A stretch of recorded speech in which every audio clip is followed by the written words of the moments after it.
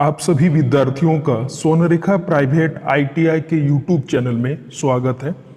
आज के इस वीडियो में electrician trade theory second year के महत्वपूर्ण मल्टीपल चॉइस क्वेश्चन को चर्चा करेंगे। यह इस सीरीज का 6 वीडियो होने वाला है। इससे पहले 5 वीडियो अपलोड हो गया है। आप इन सभी 5 वीडियो को ध्यानपूर्वक देखिए, उसके बाद इस वीडियो को देखिएगा। आपके आगामी एआईटीटी मुख्य परीक्षाओं में इसी प्रकार के प्रश्नों को पूछा जा सकता है, तो वीडियो को ध्यान से देखिएगा। आज के इस सीरीज का हमारा पहला प्रश्न है, स्टार्टर प्रतीक का नाम क्या। यहाँ पे एक आपको स्टार्टर सिंबल दर्शाया गया है और आपको बताना है ये स्टार्टर सिंबल किसका है। तो चलिए एक एक करके ऑप्शनों पर ध्यान देते हैं। ऑप्शन ए कह रहा है star delta starter, option B rheostatic starter, option C direct online starter, option D auto transformer starter. तो इस प्रश्न का सही जवाब है option A star delta starter. चित्र में जो सिंबल का नाम पूछा है उसका नाम है star delta starter. Option A बिल्कुल सही जवाब है इस प्रश्न का। बढ़ते हैं दूसरे क्वेश्चन की तरफ। क्वेश्चन है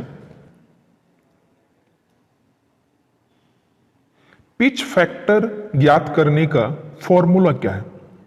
4 ऑप्शन दिया गया है, आप इन 4 ऑप्शन को ध्यानपूर्वक पढ़िए और सही उत्तर देने का कोशिश करें। तो इस प्रश्न का सही जवाब है ऑप्शन बी। ऑप्शन बी बोले तो pitch factor is equal two winding pitch बटा पोल पिच। ऑप्शन बी बिल्कुल सही जवाब है इस दूसरे प्रश्न का।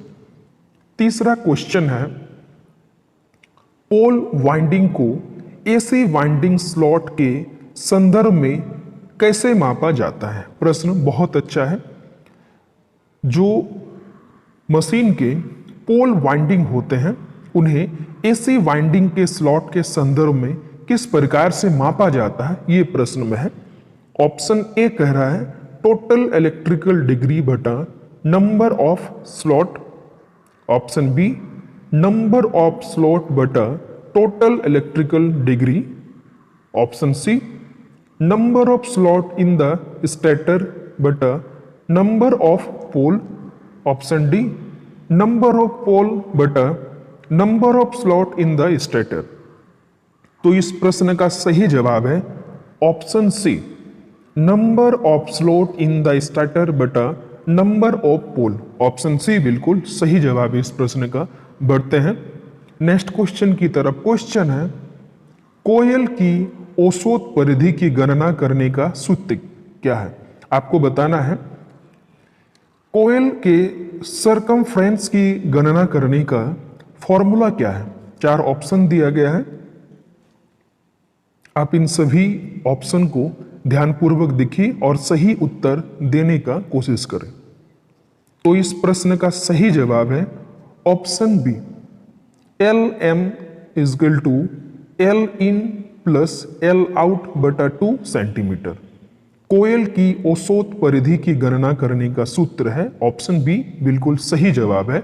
बढ़ते हैं 5th क्वेश्चन की तरफ। क्वेश्चन है 3 कला की स्क्विरल केज प्रेरण मोटर का रोटर आवृत्ति क्या होता है। जो 3 फेज स्क्विरल केज मोटर होते हैं उनके रोटर फ्रीक्वेंसी का मान क्या होता है। चलिए एक एक करके इनके ऑप्शनों पर ध्यान देते हैं। ऑप्शन ए कह रहा है आपूर्ति की आवृत्ति के बराबर, ऑप्शन बी आपूर्ति आवृत्ति से 3 गुना कम, ऑप्शन सी आपूर्ति आवृत्ति से 3 गुना अधिक, ऑप्शन डी आपूर्ति की आवृत्ति से कई √3 गुना कम। तो इस प्रश्न का सही जवाब है ऑप्शन ए आपूर्ति की आवृत्ति के बराबर होता है। बढ़ते हैं नेक्स्ट क्वेश्चन की तरफ। क्वेश्चन है अपने रोटर पक्ष से 3 कला स्क्विरल केज प्रेरण मोटर की गति को नियंत्रण करने का कौन सी विधि आरोपित किया जाता है। प्रश्न बहुत अच्छा है। 3 फेज स्क्विरल केज मोटर के रोटर साइड के गति को कंट्रोल करने के लिए किस प्रकार के मेथड का प्रयोग किया जाता है? ऑप्शन ए कह रहा है कैस्केड संचालन, ऑप्शन बी आरोपित वोल्टेज बदल रहा है, ऑप्शन सी आरोपित आवृत्ति में परिवर्तन, ऑप्शन डी ध्रुवों की संख्या बदलना। तो इस प्रश्न का सही जवाब है ऑप्शन ए। कैस्केड ऑपरेशन के द्वारा 3 फेज स्क्विरल केज मोटर के रोटर साइड के स्पीड को कंट्रोल किया जाता है। ऑप्शन ए बिल्कुल सही जवाब है इस प्रश्न का। नेक्स्ट क्वेश्चन, अवरुद्ध रोटर परीक्षण द्वारा 3 कला प्रेरण मोटर का कौन सा नुकसान निर्धारित किया जाता है? 3 फेज इंडक्शन मोटर में ब्लॉक रोटर टेस्ट किया जाता है। आपको बताना है इन टेस्ट के द्वारा किस प्रकार के नुकसान निर्धारित किया जाता है? ऑप्शन ए कॉपर की कमी, ऑप्शन बी घर्षण हानि, ऑप्शन सी हिस्टेरेसिस हानि। तो इस प्रश्न का सही जवाब है ऑप्शन ए copper loss. 3 phase induction motor में ब्लॉक रोटर टेस्ट के द्वारा कॉपर लॉस निर्धारित किया जाता है। ऑप्शन ए बिल्कुल सही जवाब है इस प्रश्न का। नेक्स्ट क्वेश्चन, रिवाइंडिंग प्रक्रिया में वार्निशिंग से पहले मोटर के लिए प्री हीटिंग क्यों किया जाता है? जब किसी मोटर का रिवाइंडिंग होता है इसके बाद इसे प्री हीटिंग करके वार्निश किया जाता है, ऐसा क्यों किया जाता है? ये प्रश्न कहता है। ऑप्शनों पे बात कर लेते हैं। ऑप्शन ए कह रहा है वाइंडिंग में वार्निश को जल्दी से सुखाने के लिए, ऑप्शन बी वाइंडिंग में वार्निश के आसान प्रभाव के लिए, ऑप्शन सी इंसुलेशन प्रतिरोध मूल्य बढ़ाने के लिए, ऑप्शन डी वाइंडिंग परतों के बीच की नमी को बाहर निकालने के लिए। तो इस प्रश्न का सही जवाब है ऑप्शन डी। रिवाइंडिंग प्रक्रिया में वार्निशिंग से पहले मोटर को प्री हीटिंग किया जाता है क्योंकि वाइंडिंग परतों के बीच नमी आसानी से बाहर निकल जाए। ऑप्शन डी बिल्कुल सही जवाब है इस प्रश्न का। Next question, AC motor winding में आंतरिक ग्राउलर का उपयोग करके किस प्रकार का परीक्षण किया जाता है? 4 ऑप्शन है आपके पास, इन सभी ऑप्शनों को आप ध्यानपूर्वक पढ़िए और सही उत्तर देने का कोशिश करें। तो इस प्रश्न का सही जवाब है option D short circuit test. Option D बिल्कुल सही जवाब है इस प्रश्न का। Next question, starter winding short और ओपन फोल्ड का परीक्षण करने के लिए किस उपकरण का उपयोग किया जाता है? अगर किसी मोटर के स्टार्टिंग वाइंडिंग में ओपन शॉर्ट या शॉर्ट सर्किट हो जाए तो इसे परीक्षण करने के लिए किस प्रकार के उपकरण का प्रयोग किया जाना चाहिए? Option A tong tester, option B internal growler, option C external growler, option D digital multimeter. तो इस प्रश्न का सही जवाब है ऑप्शन बी इंटरनल ग्राउलर।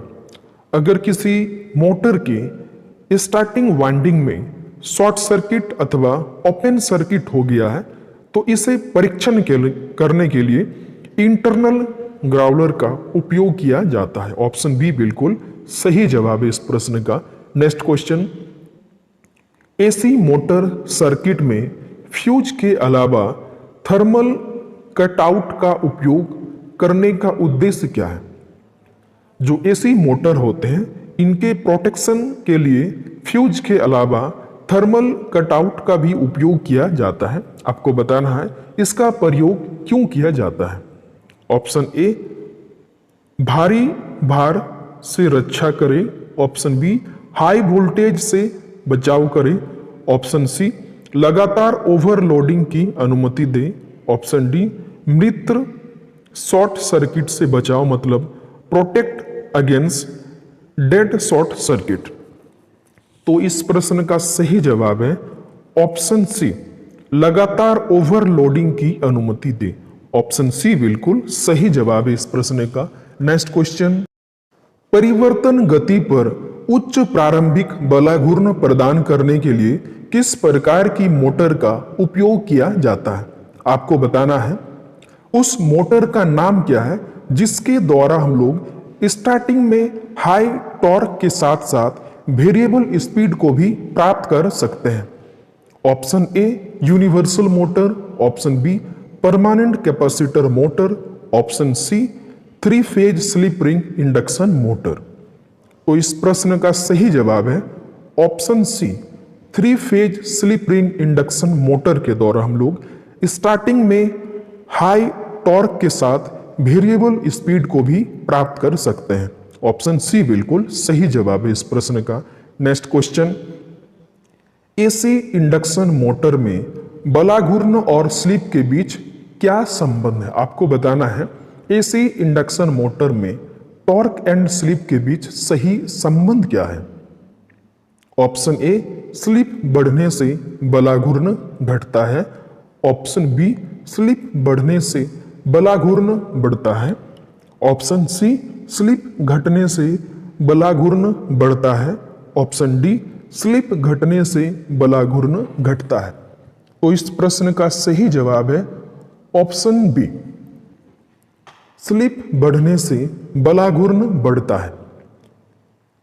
आज के इस सीरीज का यह आखिरी प्रश्न है। प्रश्न कुछ इस प्रकार से है, यदि खुले सर्किट में रोटर बार हो तो एसी इंडक्शन मोटर का क्या प्रभाव होगा? प्रश्न बहुत अच्छा है। क्या इफेक्ट होगा किसी एसी इंडक्शन मोटर में अगर इसका रोटर बार ओपन सर्किट है?